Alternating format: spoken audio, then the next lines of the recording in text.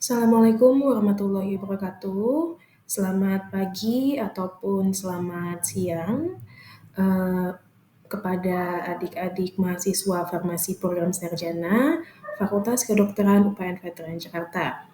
Pada kesempatan kali ini kita akan berdiskusi dan juga sharing ilmu terkait dengan mata kuliah Pharmapreneur, di mana lebih tepatnya ini adalah kita bertemu pada pertemuan ke-6 dengan materi perilaku konsumen dan juga strategi pemasaran produk. Pada kesempatan kali ini kita memiliki tujuan pembelajaran, yaitu mahasiswa mampu mengidentifikasi perilaku konsumen dan juga mengidentifikasi strategi pemasaran produk. Nah, selain itu, untuk menilai uh, partisipasi dan juga ketercapaian pada pertemuan kali ini, kita memiliki indikator penilaian, di mana yang pertama adalah mahasiswa mampu untuk melihat dan juga mengidentifikasi ketepatan membedakan antara customer dan juga consumer. Kemudian ketepatan menganalisis pasar dan juga ketepatan menciptakan strategi pemasaran, khususnya pemasaran produk yang pada saat ini adik-adik sedang susun dalam bisnis plan untuk produk yang diusulkan. Gitu. Oke, baik. Mungkin kita mulai dengan pendahuluan terlebih dahulu, di mana kita sebagai seorang apoteker ataupun farmasis ke depannya itu pasti memiliki sebuah produk, di mana produk itu biasanya adalah dari sediaan farmasi. Nah, dari definisi Undang-Undang Kesehatan Nomor 17 Tahun 2023, sediaan farmasi itu adalah obat, bahan obat, obat bahan alam, dan juga kosmetika. Maka dari itu, alangkah lebih baik apabila produk yang adik-adik usulkan adalah berhubungan dengan definisi dari sediaan farmasi. Nah, kemungkinan besar mungkin adik-adik sekarang sedang mengusung lebih kepada produk kosmetik ya, atau kosmetik bahan alam gitu. Dan itu sudah sesuai ya, sudah sealur dan juga sejalan dengan tupoksi kerja nantinya pada saat adik-adik lulus menjadi seorang apoteker. Oke. Kemudian untuk produk-produk tersebut ataupun sediaan farmasi sampai kepada pengguna ya dibutuhkan sebuah proses pemasaran, di mana dalam proses tersebut perusahaan ataupun organisasi itu diharapkan bisa memenuhi kebutuhan dan juga keinginan dari konsumen.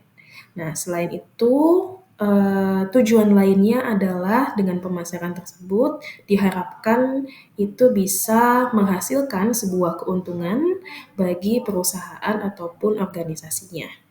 Caranya bagaimana? Caranya adalah yang pertama, adik-adik perlu memahami terlebih dahulu pelanggan yang akan target pelanggan ataupun consumer ataupun customer yang akan adik-adik targetkan.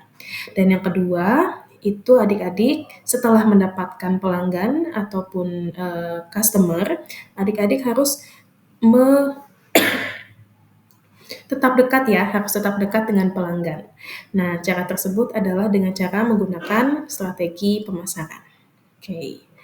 Nah, selain itu, di era globalisasi ini, terdapat peralihan fokus dari konsep pemasaran, di mana latar belakangnya ini adalah yang pertama adanya cerita kesuksesan dari Jepang, di mana di Jepang itu organisasi ataupun uh, industrinya itu fokus terhadap penyediaan produk yang sesuai dengan keinginan dan juga syarat dari nilai-nilai konsumen.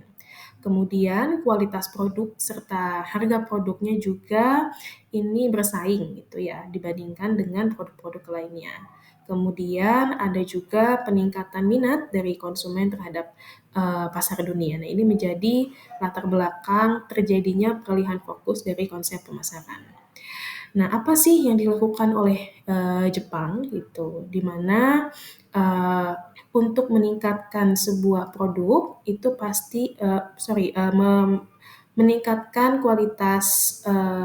peningkatan kualitas produk itu yang dilakukan oleh sebuah perusahaan itu adanya penelitian atau pendalaman terkait apa sih yang dibutuhkan oleh konsumen ataupun customer gitu. Kemudian di Jepang juga menggunakan berbagai macam teknologi untuk mengidentifikasi dan juga mengenal pelanggan lebih dekat lagi gitu. Dan juga ini kemampuan untuk melacak reaksi konsumen itu dimiliki oleh Jepang. Nah, selain itu ada juga faktor lain, yaitu adanya disrupsi teknologi 4.0 dan juga Society 5.0, di mana terdapat perubahan yang signifikan adanya pengembangan jaringan internet sebagai alat pemasaran, kemudian adanya e-marketing gitu, adanya e-commerce dan lain-lain.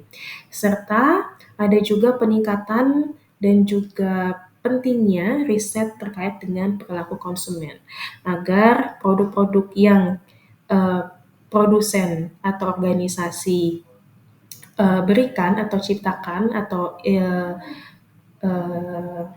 inovasikan itu bisa diterima oleh konsumennya langsung. Gitu. Nah, untuk mengenali lebih jauh di indikator penilaian pertama itu kita harus tahu dulu apa sih perbedaan customer dan juga consumer. Oke, baik. Nah, dari Kamus Besar Bahasa Indonesia, customer ataupun pelanggan ini secara definisi adalah orang yang membeli suatu produk, barang, ataupun jasa. Sedangkan seorang consumer ini adalah merupakan orang yang menggunakan atau mengkonsumsi barang dan jasa tersebut. Ya, jadi dibedakan ya antara customer dan juga consumer. Untuk lebih rincinya lagi, kita bisa lihat bahwa customer ini berasal dari kata custom, bahasa Inggris custom, itu ya, yang artinya adalah membuat sesuatu menjadi sebuah kebiasaan dan juga atau bisa juga mematikan sebuah kebiasaan. Dimana kalau dari jenis customer itu terbagi menjadi dua, yaitu ada trade customer dan juga ada final customer. Dimana kita tahu kalau misalnya final customer ini adalah seseorang yang sudah membeli produk ataupun jasa yang menggunakannya itu untuk dirinya sendiri berdasarkan keinginan mereka. Jadi langsung digunakan oleh final customer-nya. Sedangkan trade customer ini adalah pelanggan, bisa itu sebuah organisasi, bisa juga itu individu yang tujuannya adalah memasarkannya kembali atau menjualnya kembali. Nah, contohnya itu adalah ada reseller, ada grosir, dan juga distributor. Nah, kalau misalnya di lingkungan farmasi, kita biasanya lebih sering mengenal kalimat PBF ya, pedagang besar farmasi. Nah, itu juga adalah salah satu contoh dari trade customer. Oke, mudah-mudahan bisa dipahami ya. Untuk sekarang kita akan berdiskusi juga sharing terkait dengan consumer. Jadi tadi consumer itu adalah berasal dari kata consume yang artinya adalah menggunakan, di mana orang tersebut adalah menggunakan produknya berdasarkan keinginan ataupun kemauan dirinya sendiri, gitu ya. Nah, untuk tipe ataupun jenis consumer ini ada 4 ya, ada 4. Ada commercial consumer, ada extrovert consumer, inferior goods consumer, dan juga discretionary spending consumer. Ya, bedanya apa sih? Bedanya adalah kalau commercial consumer ini adalah uh, tipe konsumen gitu yang membeli barang dalam jumlah besar. Nah, untuk extrovert consumer ini adalah konsumen yang membeli berdasarkan merek yang unik gitu. Jadi kalau misalnya ada brand tertentu ataupun merek tertentu, pasti konsumen tersebut membelinya berdasarkan brand tersebut. Gitu ya. Jadi hanya ingin membeli sesuatu yang unik berdasarkan mereknya. Itu. Sedangkan untuk yang inferior goods consumer itu adalah seorang konsumen yang biasanya berpendapatan menengah ke bawah di mana membeli barang ataupun menggunakan jasa dengan harga yang lebih murah. Jadi pasti mengambil suatu barang ataupun produk ataupun jasa yang lebih murah gitu ya. Sedangkan kalau discretionary spending consumer ini adalah seorang konsumen yang memiliki kebiasaan membeli suatu produk ataupun jasa yang unik ya, yang unik dan dia pasti membelinya juga dalam jumlah yang besar ataupun banyak gitu. Nah mungkin salah satu contoh dari discretionary spending consumer ini adik-adik mungkin tahu artis Nagita Slavina. Nah, Nagita Slavina selalu membeli barang-barang yang unik dan juga biasanya dalam uh, jumlah yang banyak juga. Gitu. Oke, nah ini adalah perbedaan ya secara signifikan antara customer dan juga consumer. Gitu. Nah bedanya yang paling pokok adalah ketika kita bicara seorang customer juga bisa menjadi seorang consumer. Gitu ya. Tetapi consumer belum tentu seorang customer. Begitu. Selanjutnya, kita masuk kepada kriteria indikator penilaian yang kedua atau topik ya. Topik yang kedua yaitu terkait analisis pasar. Di mana adik-adik apabila nantinya akan membuat atau menginvent atau menciptakan gitu ya suatu produk ataupun jasa untuk bisa diterima oleh consumer dan juga customer itu kita harus menganalisa terlebih dahulu siapa sih orang ataupun organisasi yang akan menggunakan dan juga mengkonsumsi produk yang kita produksi gitu ya, produk yang akan kita invent gitu. Secara definisi, analisis pasar ini adalah sebuah proses penilaian ya. Proses penilaian bisa melalui studi kuantitatif maupun studi kualitatif. Ya, ini berhubungan juga dengan metode penelitian, di mana subjeknya itu adalah customer ataupun konsumen yang akan menerima produk kita. Gitu. Tujuannya apa? Tujuannya adalah yang pertama itu tujuan analisis pasar itu bisa sangat membantu kita dalam membuat perencanaan pemasaran. Apa saja sih yang harus disiapkan gitu. Kemudian strategi apa yang bisa dilakukan untuk bisa menarik konsumen dan juga customer gitu ya. Kemudian ini juga bisa membantu penerapan kebijakan pemasaran gitu. Kepada kapan sih gitu ya, kapan pemasaran tersebut harus dilakukan? Apakah ada season-season tertentu? Apakah ada jam-jam tertentu apabila nanti menggunakan platform media sosial dan lain-lain gitu ya. Jadi kita harus tahu dulu nih kebiasaan dari calon ataupun target konsumen dan juga target customer kita gitu. Kemudian tujuan analisis yang ketiga ini adalah kita bisa mempelajari lebih lanjut mengenai jenis-jenis pasar gitu. Nah biasanya ada pasar yang memang banyak sekali perusahaan berebut gitu ya, berebut target konsumernya. Gitu. Kemudian ada juga jenis pasar yang biasanya tidak kelihatan atau terpendam, yaitu sering disebut juga niche market gitu. Kemudian Tujuan yang keempat ini adalah kita bisa, melihat juga lingkungan pasarnya seperti apa gitu.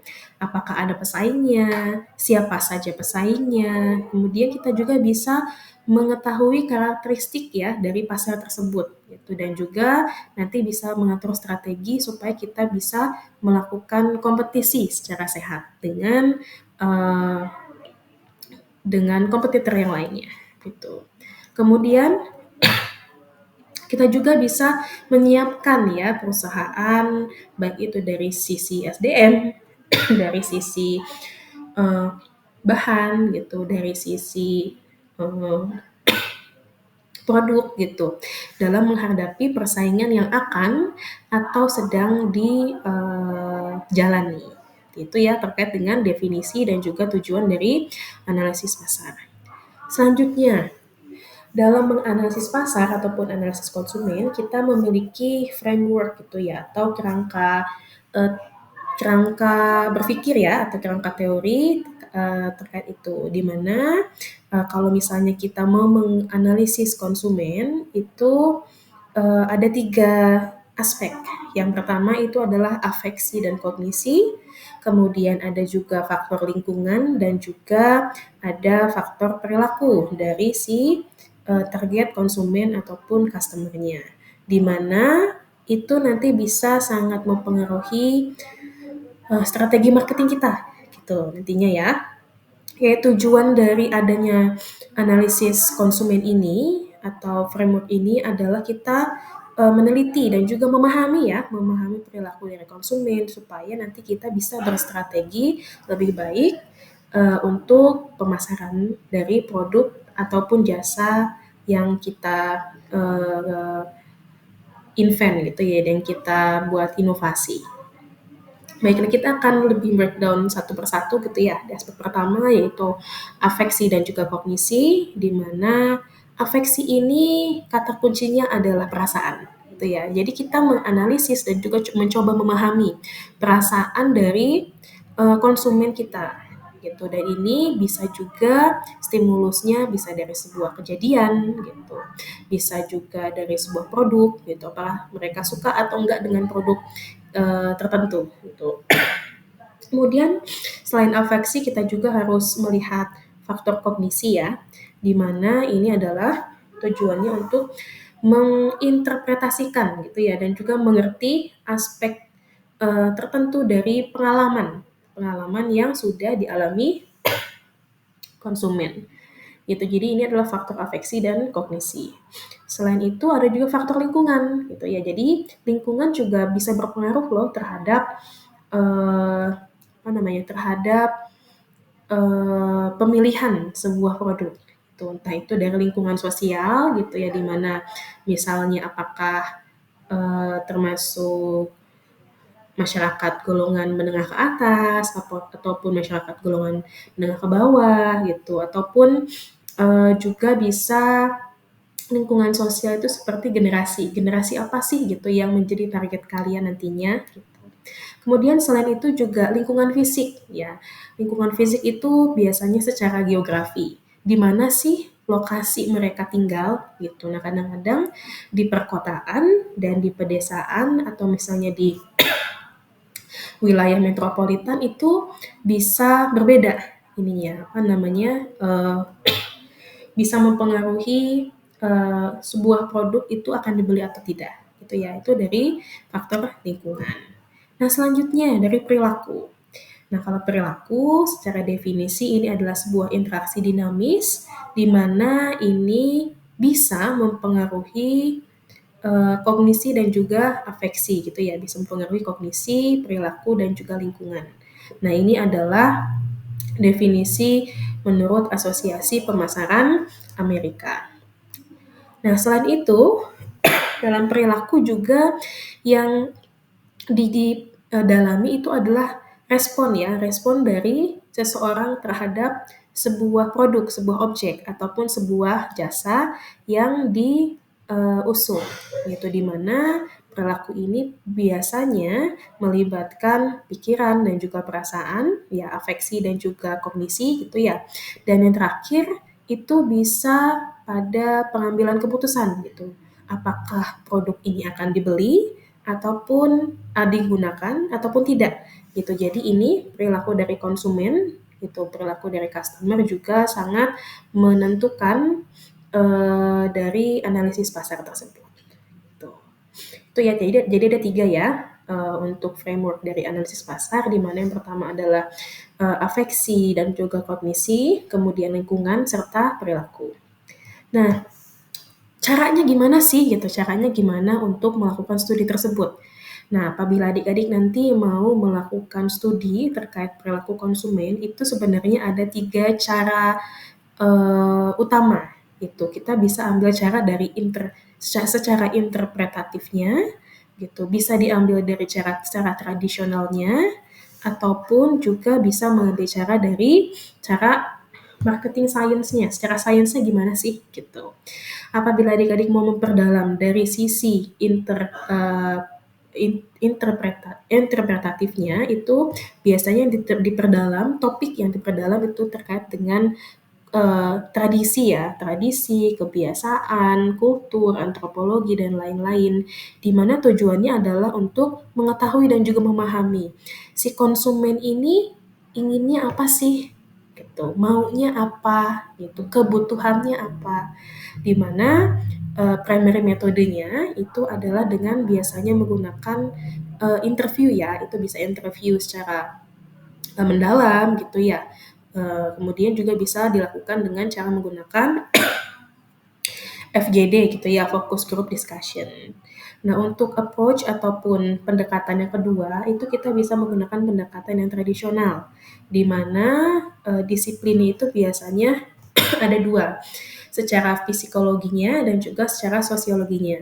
Gitu ya. Jadi yang tujuannya itu adalah untuk melihat dan juga memperdalam gitu ya, memperdalam perilaku dari si konsumennya itu, sampai bisa memilih dan juga tidak memilih suatu produk.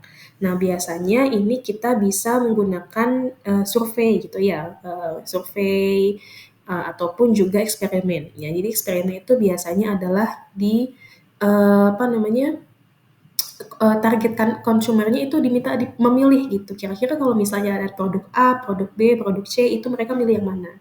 Nah, itu juga menjadi sebuah metode dari pendekatan studi yang tradisional gitu ya. Kemudian approach yang ketiga ini adalah marketing science. Kita lihat secara statistik ya, secara ekonomi, secara statistik, gimana sih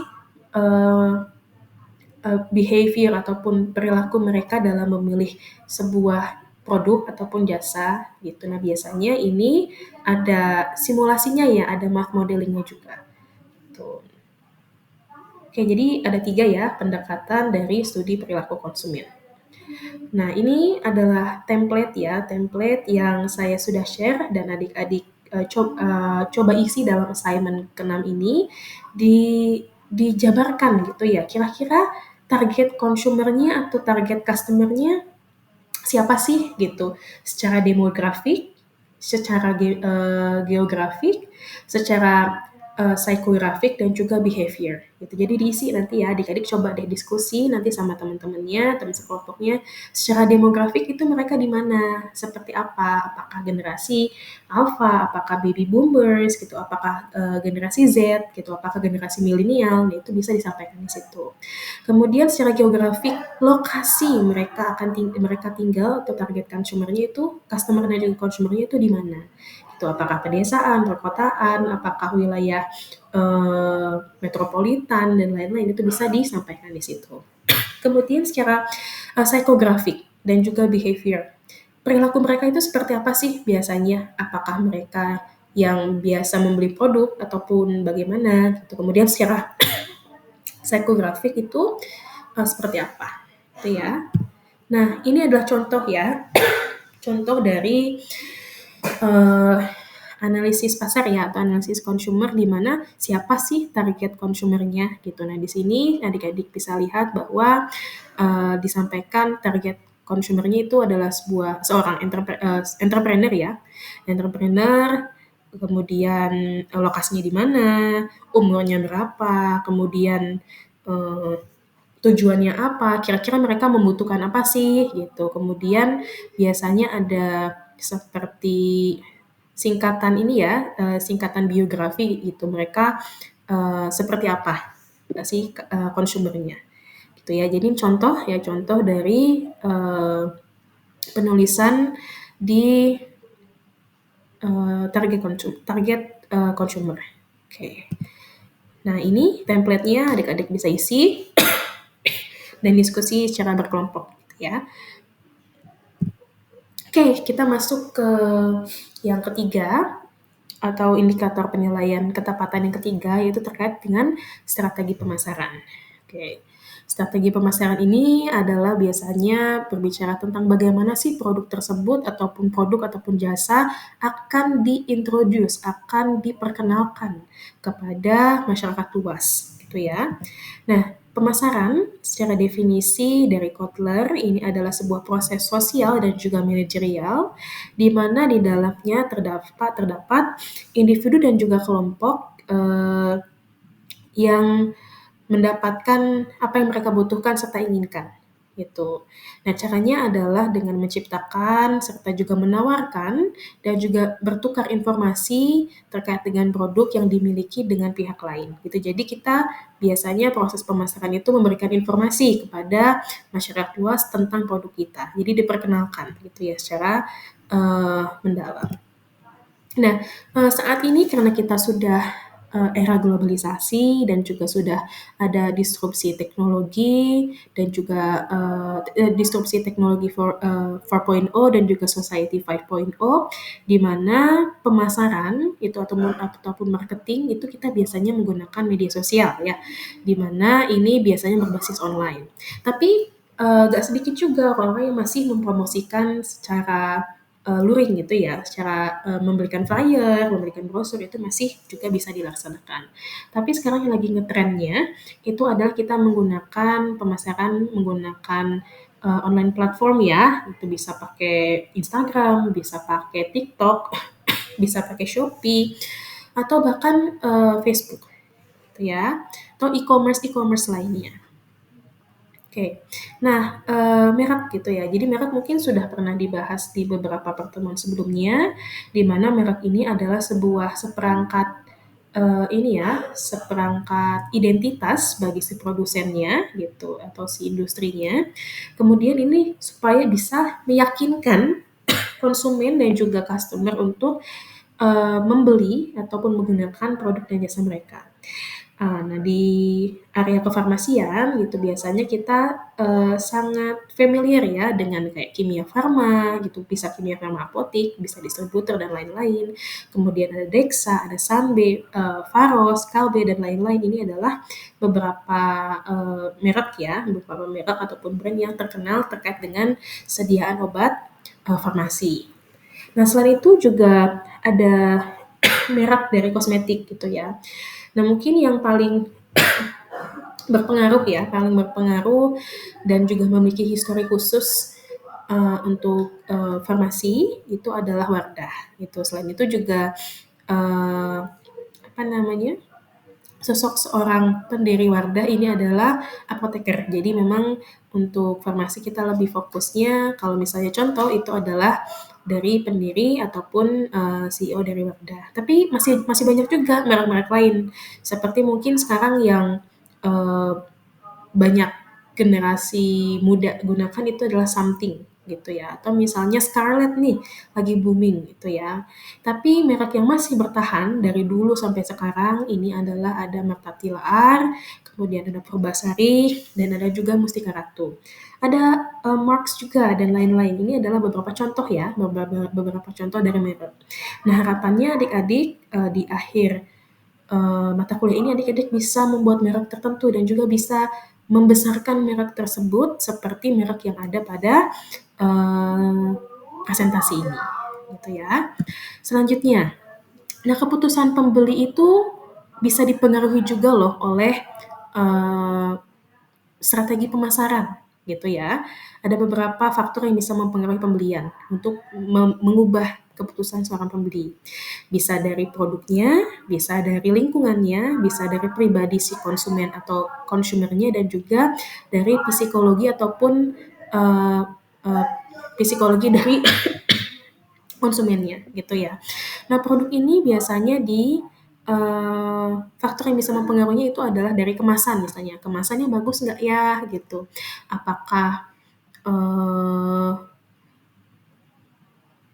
sustainable gitu, apakah juga bisa digunakan kembali dan lain-lain gitu ya, sustainable, kemudian ramah lingkungan apa tidak gitu, ini juga termasuk dalam sisi produk gitu ya.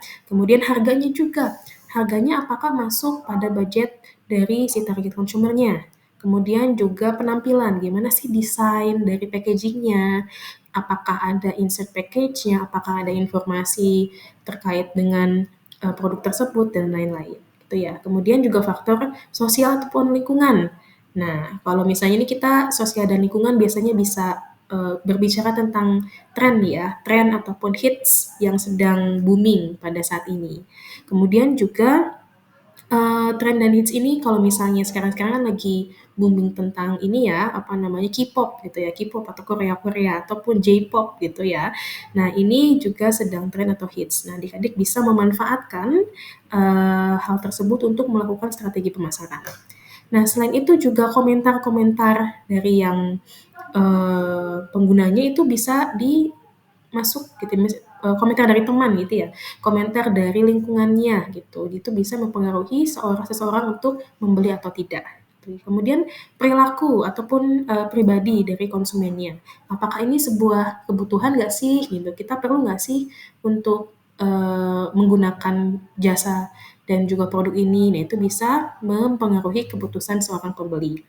Dan yang terakhir ini adalah psikologi, di mana balik lagi ya, ini ada kaitannya juga dengan si produknya, ya penampilan produknya, iklannya. Nah, kadang-kadang iklan juga bisa mempengaruhi um, keputusan target konsumernya apakah akan membeli atau tidak. Kemudian ada testimoni ataupun review ataupun endorse itu ya dari seseorang yang mereka kagumi, yang konsumer kagumi, itu bisa mempengaruhi keputusan seorang pembeli untuk membeli sebuah produk ataupun tidak. Oke. Nah, selanjutnya, jadi sebenarnya kita memiliki diagram ya ataupun framework hubungan kelompok yang berorientasi aksi dalam perilaku konsumen. Di mana di sini ada 3 organisasi besar, yaitu di mana ada marketing organization-nya atau si produsennya gitu, industrinya. Kemudian juga ada government and political organization, jadi pemerintah gitu ya, pemerintah dan juga politik itu juga bisa mempengaruhi perilaku konsumen gitu ya. Nah, kemudian dan yang terakhir organisasi atau kelompok organisasinya itu adalah si consumer-nya sendiri gitu ya, si konsumer sendiri. Nah, ketiga hal tersebut ini akan dihubungkan melalui, kalau misalnya dari si market organization itu adalah marketing strateginya. Gimana sih strategi mereka untuk melakukan pemasaran gitu ya. Tapi pemasaran tersebut itu biasanya dilindungi ataupun diawasi oleh public policy. Jadi ada peraturannya gitu, apa sih yang boleh pada saat mengiklankan, apa sih yang tidak boleh pada saat mengiklankan, gitu. Apa saja informasi ataupun hal-hal yang boleh dan tidak boleh dilakukan pada saat melakukan pemasaran gitu, itu sangat dijaga oleh public policy atau peraturan perundang-undangan. Nah, siapa sih lembaga ataupun organisasi yang mengatur gitu ya public policy untuk marketing tersebut? Nah, kalau misalnya informasi ada banyak ya, ada bisa dari Kementerian Kesehatannya sendiri gitu, bisa dari BPOM sebagai badan pengawasnya, kemudian juga bisa dari Kominfo gitu ya, karena kita sekarang sedang menggunakan banyak e-commerce gitu. Nah, Kominfo juga bisa menjadi lembaga yang berhubungan ya, walaupun tidak secara langsung. Nah, kemudian consumer apa aja sih aktivitasnya gitu. Ini sangat berhubungan satu sama lainnya. Oke, ini strategi pemasarannya ya. Strategi pemasarannya ini adalah sebuah proses di mana yang melibatkan stimulus tertentu untuk si calon pembelinya. Jadi kita harus tahu nih, tahu dulu apa sih yang dipikirkan oleh target consumer kita gitu. Perasaan mereka pada saat sebelum dan sesudah membeli itu seperti apa? Apakah positif? Apakah malah negatif dan lain-lain. Kemudian juga apa yang akan mereka lakukan ya, setelah membeli produk tersebut, apakah akan repeat buying again gitu ya, jadi membeli kembali atau malah ditinggalkan gitu. Dan kita juga harus tahu dan itu biasanya dilakukan analisis dari si pasarnya. Nah, inti dari strategi pemasaran ini adalah untuk memahami si target konsumennya gitu ya. Dan ini apabila strategi kita tepat, itu kita bisa lebih unggul dan juga lebih menarik dibandingkan dengan kompetitor lainnya.